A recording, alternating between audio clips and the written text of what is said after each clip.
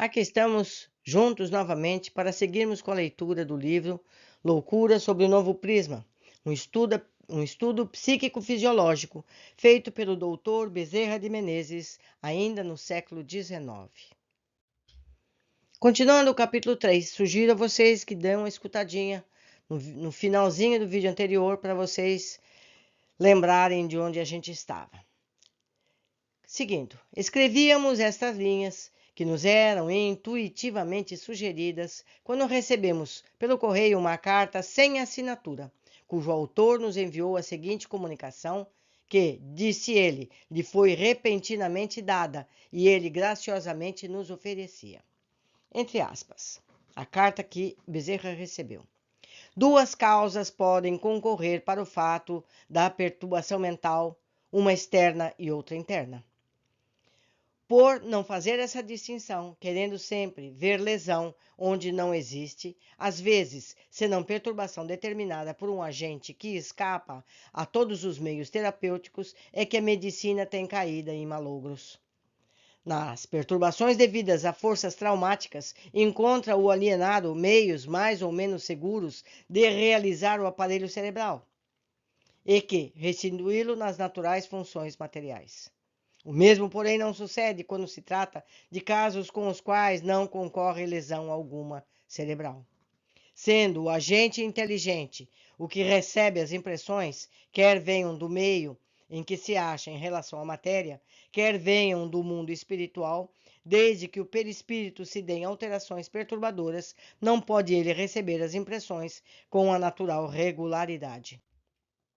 Nas lesões cerebrais, não podendo o aparelho transmissor receber, senão muito incompletamente, as ideias que lhe chegam, produz o transtorno que se observa nas manifestações dessas mesmas ideias.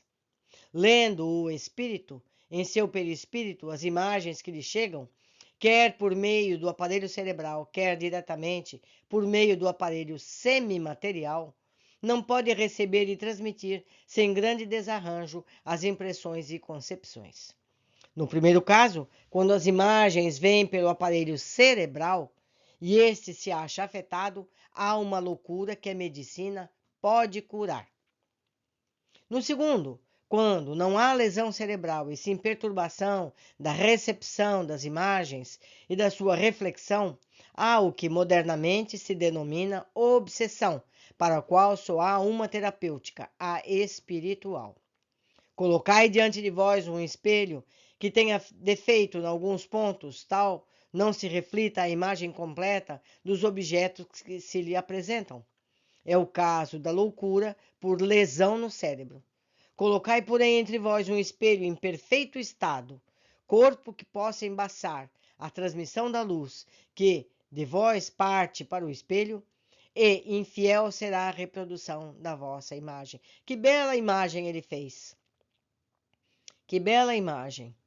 Quando o espelho tem defeito, ou seja, o cérebro, é uma loucura física. Quando ele usa o espelho como exemplo, na frente do espelho você põe um papel manteiga, um papel vegetal, a imagem fica embaçada, porque é um espírito que está entre a ação desse cérebro. Muito interessante a figura que ele fez. É o caso da loucura por obsessão. No primeiro caso, o mal vem do espelho, que está estragado. No segundo, vem da interposição de um corpo estranho entre o aparelho refletor e o corpo que se lhe apresenta.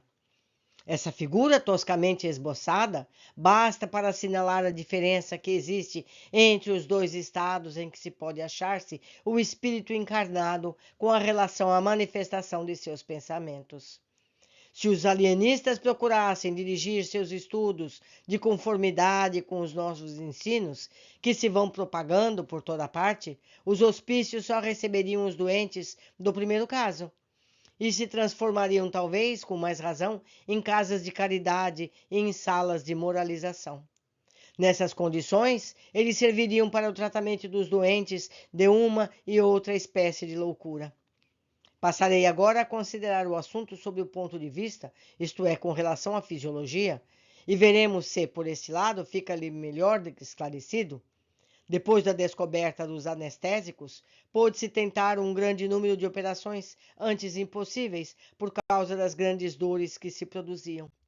A anestesia é pura e simplesmente uma paralisia dos nervos que servem de condutores às impressões externas para o aparelho cerebral, o qual, por sua vez, se transmite ao perispírito, onde o espírito agente inteligente lê e traduz as imagens que elas aí imprimem. Interrompidos os fios condutores, o cérebro nada recebe que lhe pudesse vir por eles, tendo somente impressões que partem, por assim dizer, de dentro para fora. Neste caso, não pode o espírito receber impressões e, consequentemente, ter sensações produzidas por objetos do mundo exterior. No entanto, outras partidas do mundo espiritual podem fazer-se sentir por diferentes modos, conforme a natureza dos elementos que afluírem em relação alguma ao aparelho cerebral. Ora, se o pensamento, as ideias, todas as concepções do espírito fossem oriundas ou formadas pelo trabalho material do sistema nervoso, não teríamos esses fenômenos que se notam nos anestesiados, que continuarem a manifestar concepções do agente inteligente, apesar da incapacidade daquele sistema para receber e transmitir impressões. E, desde que, na economia perispiritual, por qualquer circunstância, se efetue a ação dos elementos perturbadores, o agente inteligente ressente-se necessariamente de impressões mais ou menos vivas, conforme a natureza da força desses elementos.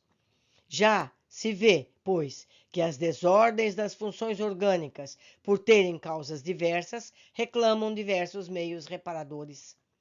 Não devo esquecer-me de dizer aqui que as obsessões abandonadas podem produzir no organismo lesões que tornem necessário o tratamento nisto, terapêutico e moral. Nos casos, porém, em que tal circunstância não se der, faz-se mister que o clínico, incumbido desta ordem de enfermidade, procure fazer um diagnóstico diferencial das duas espécies de loucura. Devo ficar aqui, mas antes de terminar, peço licença para mais uma observação. O corpo humano, em relação ao seu espírito, é semelhante a um planeta em relação ao astro em torno do qual faz seu giro. O agente espiritual deve ter predomínio absoluto sobre a matéria, obrigando-o a submeter-se à sua vontade. Não quero dizer absolutamente no sentido de impor a matéria e de esta obedecer cegamente o seu império, à sua vontade, mas sim no de não contrair as influências estranhas, vícios que alterem profundamente as condições naturais da sua existência. Há no planeta chamado corpo humano diferentes regiões e diferentes habitantes, um completo sistema planetário que obedece às mesmas leis que nos são conhecidas. Esse planeta, que deveria estar entre aspas, tem a sua atmosfera, que tanto mais se eleva e se difunde no espaço, quanto maior for a esfera moral de cada um, constituindo assim planetas de primeira e segunda e de terceira grandeza. É por essa atmosfera, o laço fluídico, que circula o corpo e desenvolve o espírito, que se realizam as relações do mundo espiritual com o corporal. Quanto mais larga e elevada for a atmosfera de um corpo, mais fácil, segura será sua intimidade em relação aos seres elevados do mundo espiritual. Trabalhe cada um por elevar a atmosfera que o envolve, e em breve, muito em breve, as revelações do mundo dos espíritos elevados virão dissipar as trevas que ainda envolvem a Terra. Até outra vez, bom amigo Hahnemann. Hahnemann é o criador da homeopatia. A gente entende que Hahnemann já sabia muito mais naqueles dias do que muitos hoje. Não é verdade? É verdade. Mas vamos continuar. Transcrevemos Verdun at Verdun. Essa comunicação, que parece ter sido ditada expressamente para este trabalho, já escrito até o ponto em que nos foi levada, foi ela enviada, isto é, até este ponto. A exposição não é clara que conviria a este assunto ainda não conhecido da ciência. A falta, porém, não é do espírito, mas sim do médium, que não dispunha, sem dúvida, do material preciso para receber ensinos científicos.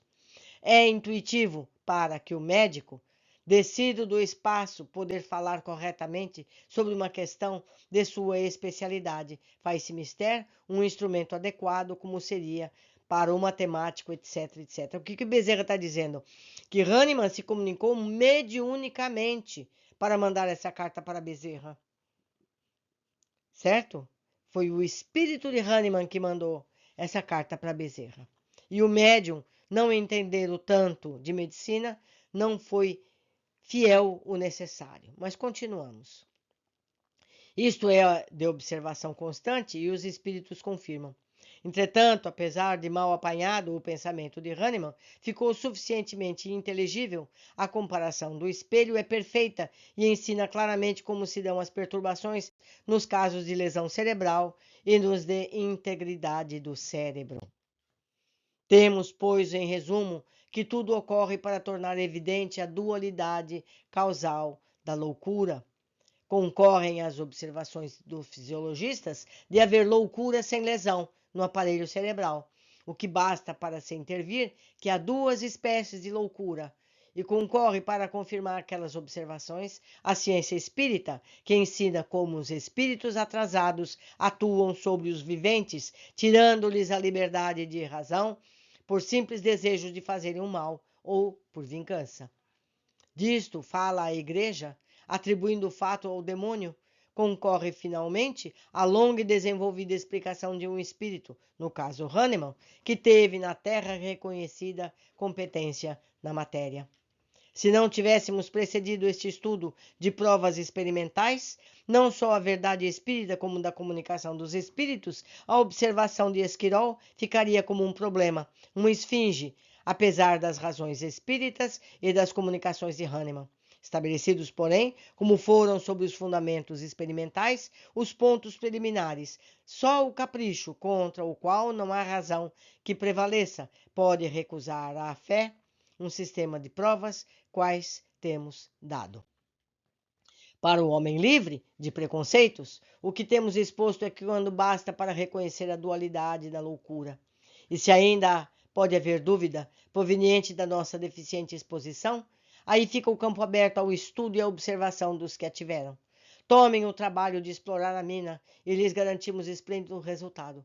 Temos a certeza de que não vagamos por mundos imaginários, mas sim de que assentamos nosso juízo sobre fatos reais, sobre uma verdade que desafia toda a contradição e não teme absolutamente o julgamento do futuro. Assim, pudemos ter igual certeza sobre outras ordens de verdades que fogem por enquanto aos rigores do método experimental. Fazemos o nosso novo intervalo na nossa leitura e eu aproveito para trazer aqui um outro detalhe. Em leitura sobre EQM, ou seja, experiências de quase morte, nós temos inúmeros casos em que o corpo físico, lesionado por um acidente, por exemplo, está lá no veículo todo machucado. Quando esse espírito desdobra, deixando o corpo físico machucado, ele em espírito não sente dor. O espírito, a alma que se desdobrou, não sente dor. Então ele tem lá a sua comunicação espiritual no plano espiritual. Quando ele volta ao corpo, ele volta a sentir dor. Então quem sente a dor é o espírito através do transporte nervoso no corpo físico. Vocês podem, meus amigos, pesquisar nas dezenas e dezenas de vídeos sobre o assunto, que vocês vão entender mais claramente essa diferença. Por hoje ficamos aqui, aguardo vocês no seguinte capítulo. Abraços!